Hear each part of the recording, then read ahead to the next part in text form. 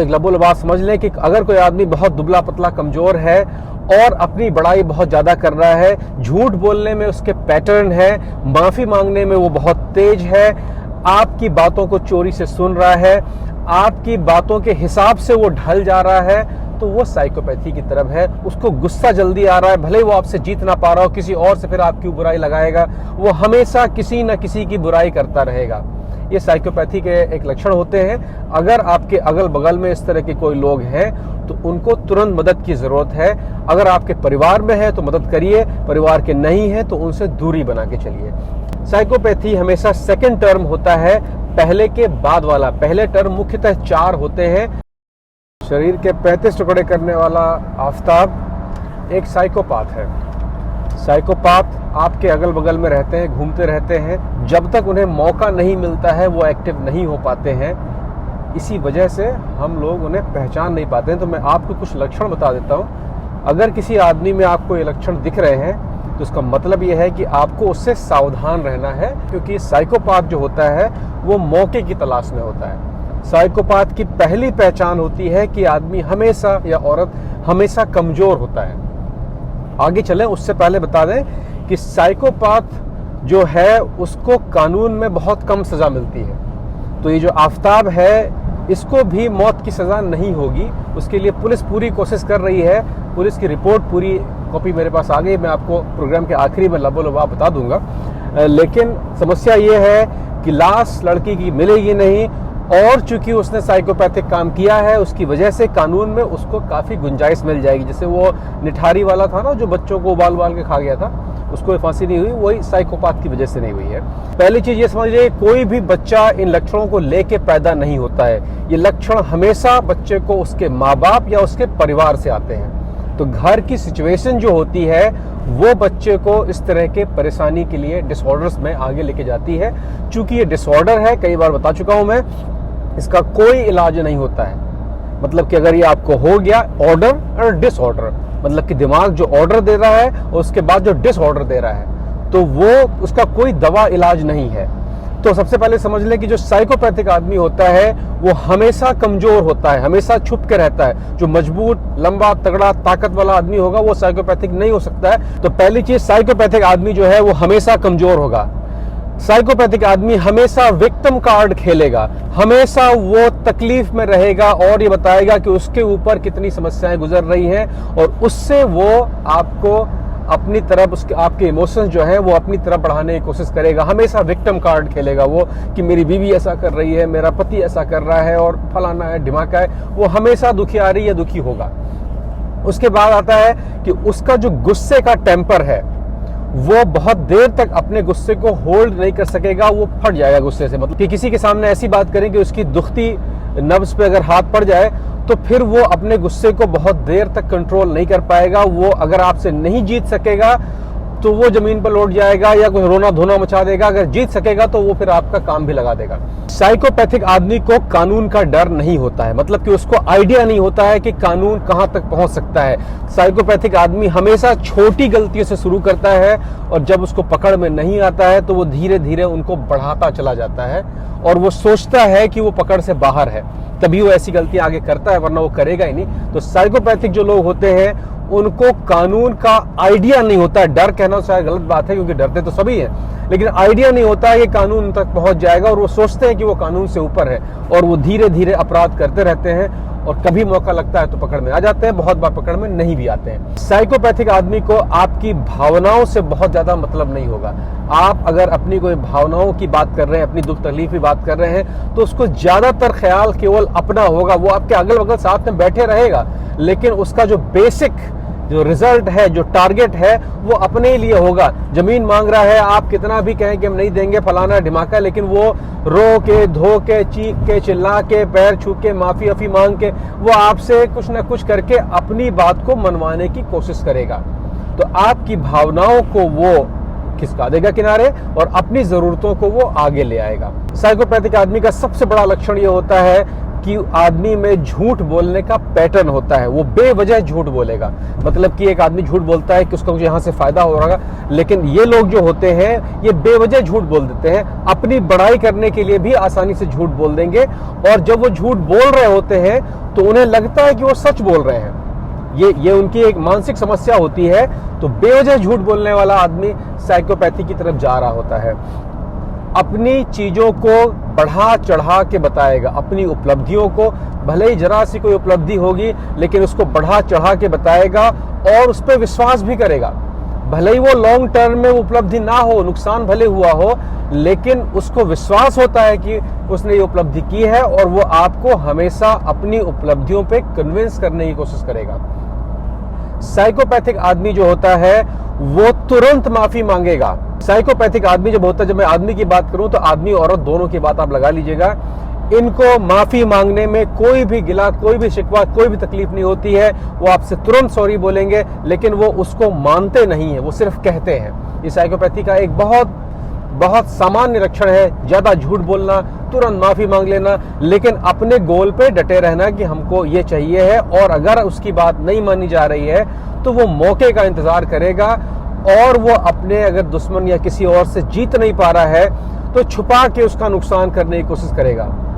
जो लोग मेरे परिवार के लोगों को जानते हैं, जानवरों को जहर देने वाली घटना जो आपने सुनी होगी, जो मेरे एक चाचा ने की थी, वो साइकोपैथी का ही एक रिजल्ट है कि आप सीधे कुछ नहीं कर सकते थे, उसको नुकसान करने के लिए उनके जानवरों को जहर दिला दिया या बच्चा चोरी करके ले आए। इस तरह की जो घटनाएं हैं ये सब साइकोपैथ में आती हैं। साइकोपैथी में इन्वॉल्व आदमी एक मैनिपुलेटिव आदमी होता है। वो आदमी आपको और लोगों को अपनी बहुत सारी बातों को बोल बोलकर लोगों को अपनी तरफ करने की कोशिश करेगा। हालांकि लोग जानते हैं कि ये आदमी गलत है, ये आदमी जो कह रहा है उसमें आधी सच्चाई नहीं है, लेकिन मैनिपुलेशन मतलब कि कंटिन्यू बोलते रहना जब तक कि आदमी उसके पक्ष में हाँ, भले वो मुंह पे कोई हाँ कर रहा हो, ना करे। मैनिपुलेटिव जो आदमी होता है ये साइकोपैथी का एक बहुत सामान्य लक्षण होता है। साइकोपैथी हमेशा सेकंड टर्म होता है पहले के बाद वाला। पहले टर्म मुख्यतः 4 होते हैं, जिसमें कि नार्सिसिस्ट होना बहुत सामान्य है, उसके बाद बॉर्डरलाइन, उसके बाद बायोपोलर या फिर स्किज़ोफ्रेनी। मैं इन चारों के बारे में आपको बहुत थोड़ा बता देता हूं। अगर आपको इस तरह की चीजें अपने आप में लग रही हैं तो आपको मदद की जरूरत है, या परिवार में किसी को लग रही है तो उसको मदद की जरूरत है। अगर परिवार के बाहर का है तो उनसे दूरी बना के चलें। सबसे पहले होता है नार्सिसिज्म। नार्सिसिज्म में आदमी जो होता है वो अपने आप को हमेशा करेक्ट समझता है, वो अपनी गलतियों को स्वीकार नहीं करता है। मजबूरी में भले स्वीकार करे लेकिन दिल से स्वीकार नहीं करता है। उसका सारा गोल ये होता है कि जो वो चाहता है वो पूरा हो। परिवार गया भाड़ में तेल लेने में, उसका काम पहले होना चाहिए। जिसको कहते हैं, अब जो अपने आप में मोहित रहता है, इसको दूसरों की चिंता काफी कम होती है, वो लोग ज्यादातर नार्सिसिज्म की तरफ होते हैं और वो अपने पार्टनर पर इमोशनली बहुत ज्यादा ब्लैकमेलिंग करते हैं कि वो उनके बिना रह नहीं पाएंगे, जान दे देंगे, इमोशनली वहां पे परेशान कर रहे हैं। और उसके बाद में अगर कहीं ये मौका आ गया कि उनका पार्टनर उससे अलग होना चाह रहा है तो वो सारे काम करेंगे, पार्टनर के कत्ल करने तक का काम कर लेंगे कि वो उनसे दूर न जाए, क्योंकि उनसे दूर जाते ही उसका जो नार्सिसिज्म है कि मैं हार रहा हूं, ये ऊपर आ जाता है। तो नार्सिसिज्म, अगर किसी आदमी को हारने से डर लग रहा है, हमेशा सही है, तो वो नार्सिसिज्म की तरफ है। भारत में पुरुषों में समस्या बहुत ज्यादा पाई जाती है कि पुरुष हमेशा सही होता है, क्योंकि हमारे यहाँ परिवार रिवाज भी ऐसा होता है कि पति माने देवता, पति माने मालिक। और पहले औरतों की पढ़ाई वढ़ाई उतनी नहीं होती थी, तो औरतें जो थी वो पतियों पे डिपेंडेंट भी होती थी। शादी करके जा रही हैं तो पिताजी आखिर में यही कह रहे हैं कि बेटी डोली में जा रही हो, अर्थी वापस आना। लेकिन आज माहौल बदल गया है, बेटी अर्थी में आने की जरूरत नहीं है, टेम्पो से आ जाना, रिक्शे से आ जाना, बस से आ जाना, अर्थी का इंतजार मत करना। नार्सिसिज्म जो होता है, इसका पहला रूप होता है जो बाद में साइकोपैथ में कन्वर्ट होने लगता है मौका मिलने पर। दूसरा है बॉर्डर लाइन पर्सनैलिटी डिसऑर्डर, जिसे BPD भी कहते हैं। इसमें हमेशा आदमी बॉर्डर लाइन पे खड़ा होता है, या तो अच्छा या तो बुरा, बीच का कुछ नहीं है। व्हाइट है, ब्लैक है, बाकी के कलर बीच के नहीं है। ये समस्या होती है। इसमें इसका सबसे बड़ा लक्षण ये होता है कि BPD से ग्रसित व्यक्ति जीवन भर किसी न किसी के साथ में उसके नॉन स्पीकिंग टर्म्स हमेशा रहते हैं। वो हमेशा लड़ाई झगड़ों में रहता है। जिससे प्यार करता है, बहुत ज्यादा प्यार करता है, और जिससे लड़ाई करता है, उससे खराब दुनिया में कोई है नहीं। मतलब कि या तो आप बहुत अच्छे हैं या फिर आप बहुत खराब हैं, बीच का कोई रास्ता नहीं है। ज्यादातर ये रोग महिलाओं में होता है, पुरुषों में भी होता है, लेकिन महिलाओं में ये ज्यादा होता है। इसका कोई इलाज नहीं है, इसका सिर्फ मानसिक इलाज है, जिसमें कि आपको मेडिटेशन और कुछ दवाइयां, जिससे कि आपकी सोचने की क्षमता थोड़ी सी कम होती है, उससे आप इससे कंट्रोल कर सकते हैं। लेकिन बीपीडी के जो आदमी होते हैं ये बहुत खतरनाक आदमी होते हैं, क्योंकि इनमें अच्छे और बुरे की सोचने की क्षमता जो होती है ये कम होती है। तो बहुत अच्छा सोचेंगे या फिर बहुत बुरा सोचेंगे, बीच का नहीं सोच पाते हैं। तो ये था बॉर्डर लाइन। तीसरा है बायोपोलर, जो बाद में साइकोपाथ में कन्वर्ट हो जाता है। बायोपोलर औरतों में समस्या ज्यादा होती है, पुरुषों में भी होती है, लेकिन औरतों में ज्यादा होती है। इसमें जो ग्रसित व्यक्ति होता है वो हमेशा दुखी रहता है और दुखी रहने के उपाय खुद ही खोजता रहता है। मतलब कि ऐसी चीजों पे वो दुखी रह सकता है जो एग्जिस्ट ही ना करती हो। तो खुद की बनाई हुई चीजों से दुखी रहना या हर चीज में नेगेटिविटी ढूंढना, मतलब कि अगर मैं एक प्लान लेके आ रहा हूं कि हम लोग ऐसे ऐसे ऐसे करेंगे, तो 3 तरह के आदमी आपको मिलेंगे। एक केवल पॉजिटिव देखेगा, वो भी सही नहीं है। एक देखेगा भैया इसमें ये समस्या, ये समस्या, ये समस्या, ये समस्या। एक देखेगा भैया ये समस्या, इसको ऐसे निपटाते हैं। तो जो व्यक्ति हर चीज में नेगेटिविटी खोजता हो वो बायोपोलर की तरफ जा रहा होता है या बायोपोलर होता है। उनके घरों में झगड़ा बहुत होता है, क्योंकि वो हमेशा नेगेटिव होते हैं। कहीं बाहर जाने की इच्छा नहीं, उनके प्राइवेट संबंधी बहुत गड़बड़ रहते हैं, क्योंकि आप हमेशा चेयरफुल रहते ही नहीं हो, हमेशा कहीं ना कहीं मुंह लटकाए बैठे रहते हैं। वो बाद में साइकोपाथ में कन्वर्ट हो जाते हैं, क्योंकि बायोपोलर का आदमी हमेशा ये सोचता है कि उसका साथी उसका ख्याल नहीं कर रहा है, जबकि उसका साथी उसका बहुत ख्याल कर रहा होता है, आपको वो दिखाई ही नहीं पड़ रहा होता है। तो ये होता है बायोपोलर। चौथा सबसे आखिरी होता है स्किज़ोफ्रेनी या स्किज़ोफ्रेनिया भी कहते हैं उसको। उसमें उसकी समस्या ये होती है कि आपको खतरे का एहसास होता है जो कि खतरा होता ही नहीं है। अजीबोगरीब खतरों का एहसास होगा कि बाहर कोई खड़ा है मुझे मार देगा, या मेरा टेलीफोन कोई सुन रहा है। ऐसे खतरे जो नहीं है और आपको लग रहा है कि वो खतरे आपके अगल बगल में हैं, ये बहुत कम लोगों में होता है, लेकिन जिनमें होता है उनकी जिंदगी बिल्कुल जहन्नुम होती है, क्योंकि वो कभी भी चैन से बैठ ही नहीं पाते हैं। उन्हें लगता है कि मेरा पीछा कोई कर रहा है, मुझे कोई मार देगा। उनको बेकार का डर रहता है कि वो खतरे में है और वो खतरे को ढूंढते रहते हैं, हालांकि खतरा कहीं नहीं होता है। तो ये जो 4 चीजें होती हैं ये बाद में साइकोपैथ में कन्वर्ट हो जाती हैं। और साइकोपैथ का जो मरीज होता है वो मौके का इंतजार करता है। अगर उसको मौका मिल गया तो वो काम कर देगा, और मौका नहीं मिला तो वो फिर अपनी सामान्य जो डिसऑर्डर है उसमें चलता रहेगा। तो अगर इस तरह के बहुतायत के लक्षणों का कोई भी व्यक्ति आपके अगल बगल में है, आपका रिलेटिव है, तो उसकी मदद करिए, और आपका रिलेटिव नहीं है तो उससे दूरी बना लीजिए, क्योंकि इसका कोई इलाज नहीं होता है।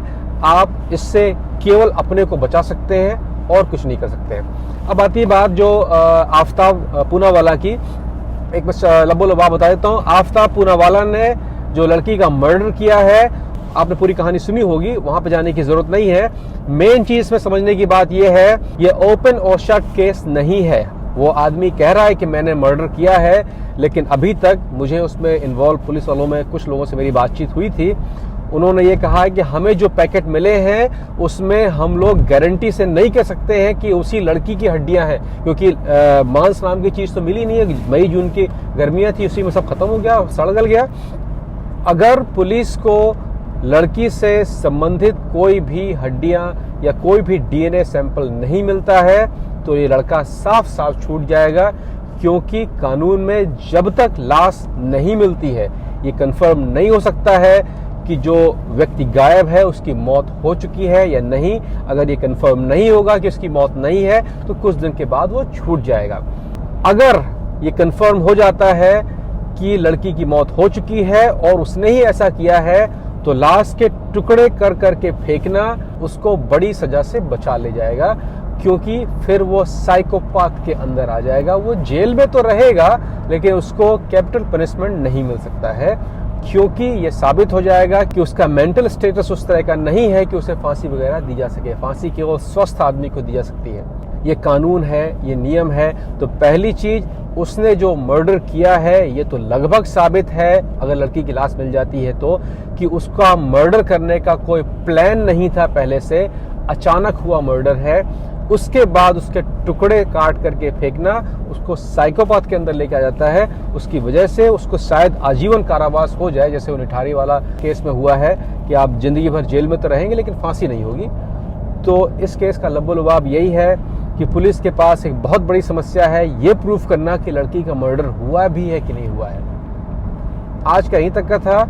जो लक्षण मैंने आपको बताए हैं, इस तरह के लक्षण जिनके पास हैं, अगर वो आपके अपने हैं तो उनकी मदद करिए, आपके अपने नहीं हैं तो उनसे दूरी बना लीजिए।